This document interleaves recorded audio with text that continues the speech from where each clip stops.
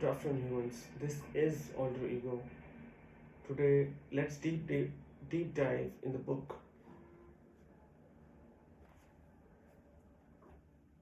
of Viktor Frankl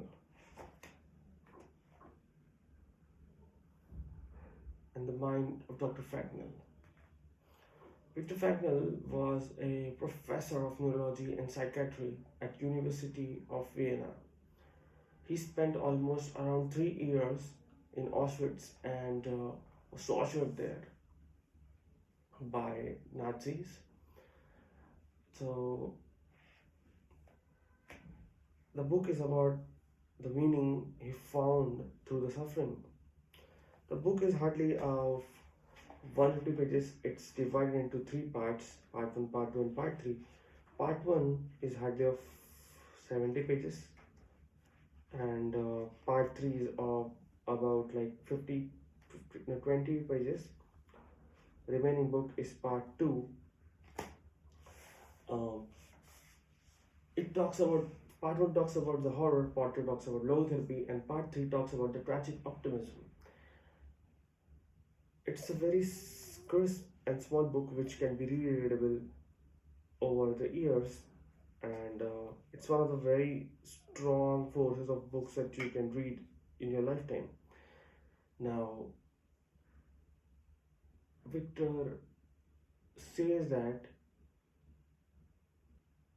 defines this the philosophy of suffering, that why do we suffer? Why do we suffer? I don't think you can answer this question, but Viktor Frankl says you cannot control what happens in your life, but you can always control what you feel and do about what happens to you.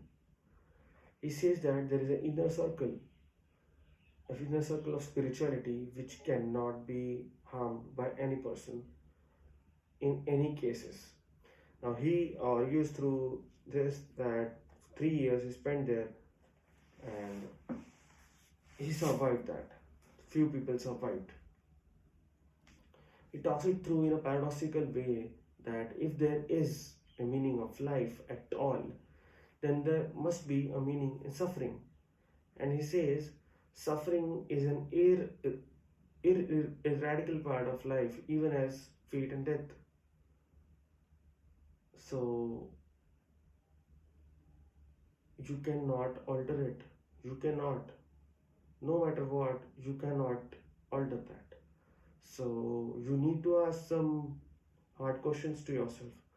Why is it happening? Why is it happening to you? He will have to, the person who is suffering, he will have to acknowledge the fact that even in suffering, he is unique and alone in the universe. Such kinds of pain and suffering are happening only to him, and no one can relieve him of his suffering or suffer in his place. His unique opportunity lies in the way he bears his burden.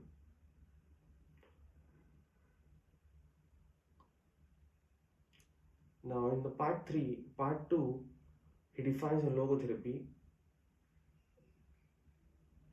So he defends the question, what is the meaning of life? If there is a meaning of life, then it should be unique to the particular person. Everybody has different kinds of meanings. So if there is meaning, then it should be unique to every particular person. Now he gives an example of architecture. If architects want to strengthen an arch, a bridge, they increases the load thereby, which increases the pressure on the joints, which causes the facets to get molded and fixed to each other more strongly, and the core of the architecture gets stronger more. He says that a man should never ask this question, what is the meaning of life?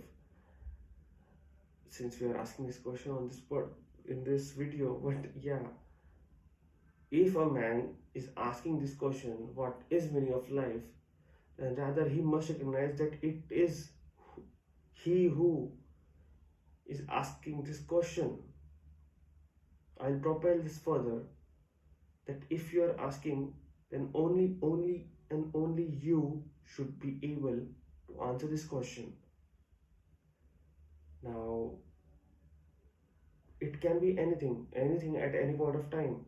Suppose you are studying for some exam, you are preparing for some exam, that particular day, only you and only are you define what you want to do or what is meaning of life at that particular time. Now, there is something, it talks about essence of existence, which I will read you through it.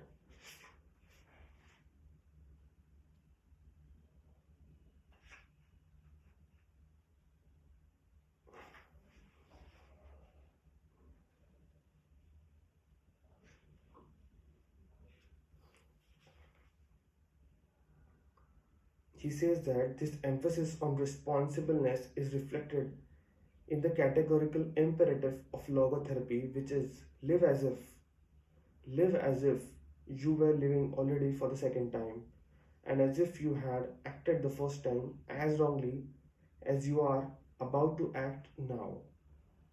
It seems to me that there is nothing more which would stimulate a man's sense of responsibleness more than this maxim, which invites him to imagine first that the present is past, and second, that the past may yet be changed and amended. Such a percept confronts him with the life's finiteness as well as finality of what he makes out, both his life and himself.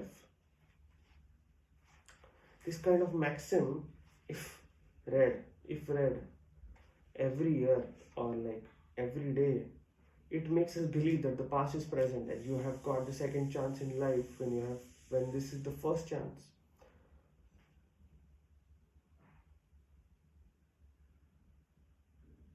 There are a lot of such nuances in the whole book, which are like gems, which which should be read over the time. And the book also quotes a lot of Friedrich Nietzsche all over the places. So the most of the time he says that he who knows a why to live for can bear almost anyhow. This is a very powerful quote. The man who knows why he is doing that, why it needs to be done, he can almost conquer anything.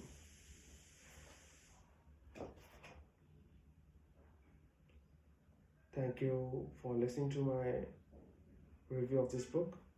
And if you like this video, please subscribe to my channel and let me know in the comments which book you like me to review again. Thank you.